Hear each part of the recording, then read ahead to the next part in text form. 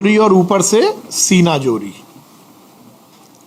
अपनी राजनीतिक रोटी सेकने के लिए, अपनी चेहरा चमकाने के लिए और गुटबाजी में अपने आप को सर्वश्रेष्ठ स्थापित करने के लिए बिना तथ्यों के प्रदेश में सनसनीखेज खबर फैलाने की आदत जीतू पटवारी जी और कांग्रेस के नेताओं की हो गई है।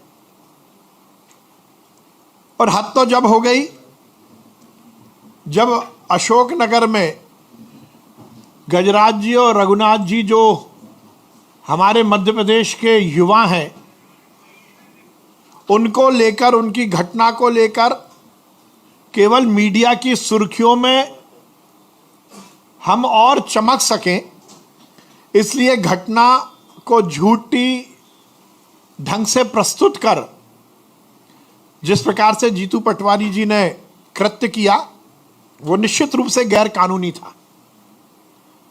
आप जिस प्रकार से मीडिया के सामने, सोशल मीडिया के माध्यम से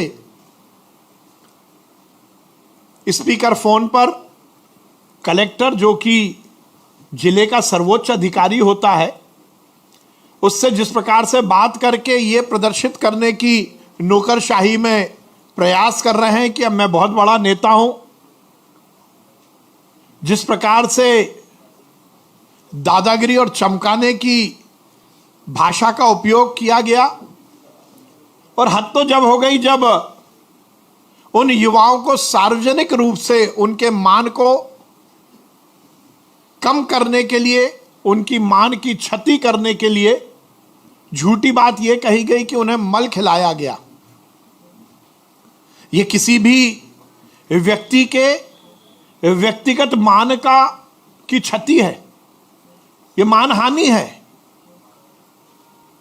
व्यवस्था है, आपने और हमने देखा है कि यदि इस तरह की घटना यदि होती भी है, पहली बात तो वो घटना ही झूठी थी, हुई नहीं थी, पर तो भी उसमें कभी भी ऐसी घटना के बाद किसी व्यक्ति की आइडेंटिटी बताई नहीं जाती, क्योंकि ये उस व्यक्ति की व्यक्तिगत हानि होती है, उसकी मान की हानि होती है। उसका परिवार कहीं ना कहीं इस बात को लेकर हतोत्साहित होता है और हीन भावना से ग्रसित होता है।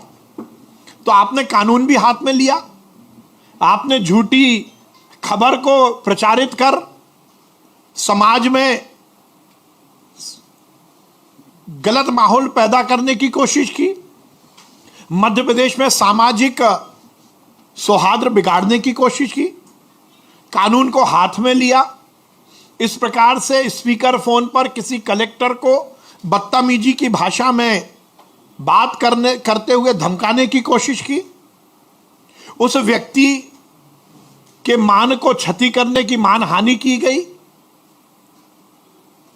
और यदि ये सब के बाद जब व्यक्ति ने खुद ने एफिडेविट दिया और उन्होंने कहा कि जीतू पटवारी जी और कांग्रेस के नेताओं ने मुझे पैसे और मोटरसाइकिल का लालच देकर झूठी बात की, और उसके बाद यदि आप पर एफआईआर होती है तो फिर चोरी और उसके ऊपर सीना जोरी। गलती करो तो गलती करने के बाद माफी मांगने की जगह और छाती ठोककर अपनी गलती को सही साबित करने की कोशिश करो। किसी युवा को अपनी राजनीति का शिकार बनाओ, राजनीतिक शोषण उनका करो, यह असंवैधानिक है। और फिर यदि एफआईआर दर्ज होती है तो चुपचाप जाकर आपको गिरफ्तारी देनी थी, यदि आप संविधान का इतना पालन करते हैं।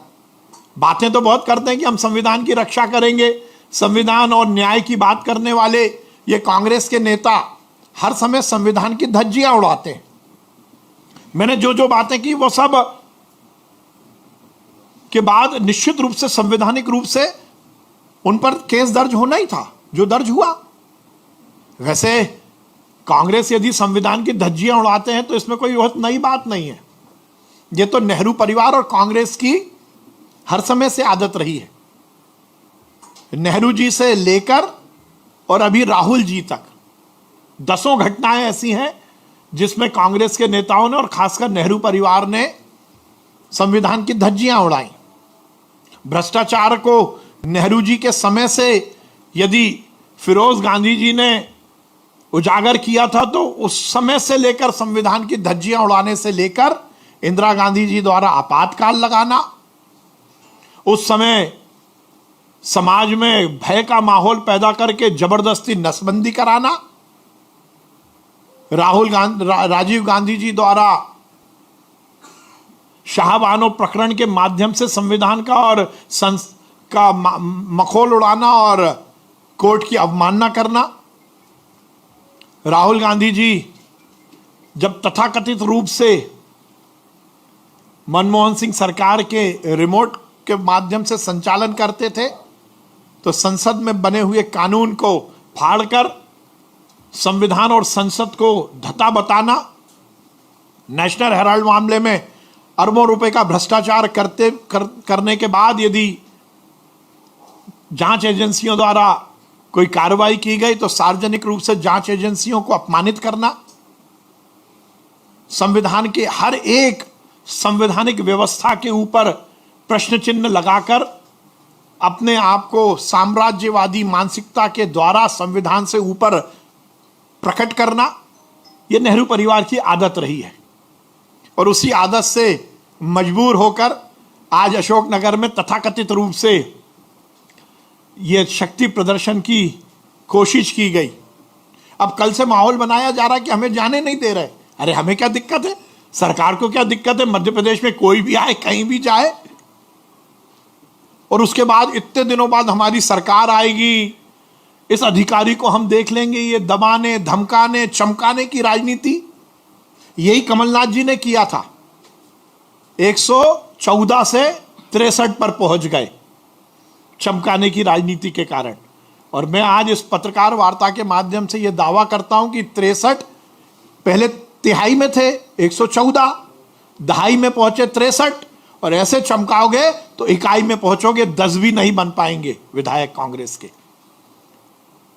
निश्चित रूप से ये मध्य प्रदेश और देश की राजनीति पर प्रश्न चिन्ह लगाने की बात है। सही मायने में तो जीतू पटवारी जी और कांग्रेस के नेताओं को उन युवकों से माफी मांगनी चाहिए सार्वजनिक रूप से, जिनका मान को क्षति पहुंचाई है। कल से बातें हो रही हैं कि हम रोक रहे हैं, हम किसी को नहीं रोक रहे, ना रोकेंगे, पर मुख्य मुद्दा यह है कि पहुंचना तो 11 बजे था, अभी तक कोई नेता ही नहीं पहुंचा। जीतू पटवारी जी अकेले घूमते फिर रहे हैं, सबको फोन लगा रहे हैं, कोई नेता नहीं पहुंचा, और सब कह रहे हैं कि हमें यहां रोक लिया, वहां रोक लिया, किसी को कहीं नहीं रोका गया। ये फिर सेंसेशनल न्यूज बनाने की कोशिश। गुटबाजी के आकंठ में डूबी हुई कांग्रेस, गुट और गिरोह में बटी हुई कांग्रेस, कबीलों की राजनीति करने वाली कांग्रेस की यह सच आज फिर उजागर हुआ कि कांग्रेस में केवल गुटबाजी है। कोई नेता का नहीं पहुंचना इस बात को इंगित करता है कि यह कांग्रेस की गुटबाजी का परिणाम है। कोई भी एक, अभी तक तो जो मेरी जानकारी, एक भी नेता अभी तक नहीं पहुंचा, और अब नई बातें हो रही, इसको यहां रोक दिया, कहीं किसी को नहीं रोका, ना रोकेंगे। पर इस तरह से यदि राजनीति झूठ और फरेब की करेंगे तो ये राजनीति नहीं चलेगी। जनता ये सब जानती है, और मध्य प्रदेश की जनता बहुत जागरूक है। कांग्रेस को चाहिए कि सेंसेशनल राजनीति ना करे। मध्य प्रदेश की जनता ने उन्हें विपक्ष की भूमिका का निर्वहन करने का आदेश दिया है। विपक्ष की भूमिका का सकारात्मक रूप से निर्वहन करे, जो यथार्थ हो उस घटना के प्रति सरकार का ध्यान आकर्षित करे, ना कि स्क्रिप्टेड घटना बनाकर अपनी राजनीतिक रोटी सेके। कांग्रेस और जीतू पटवारी जी का आज जो असफल प्रयास है, उसने एक बार पुनः कांग्रेस की गुटबाजी, कांग्रेस की बदनीति को प्रदर्शित किया है। बहुत धन्यवाद। मैंने कहा ना कि यह चमकाइश वाली राजनीति नहीं चलेगी। और मैं हर समय कहता आया हूं, कांग्रेस हर समय उसी कहावत को आगे बढ़ाती है कि मेरी मौसी को मूछें होंगी तो मैं उन्हें मामा कहूंगा। मौसी को कभी मूछें हो ही नहीं पाएंगी। कांग्रेस की सरकार कभी नहीं बनेगी।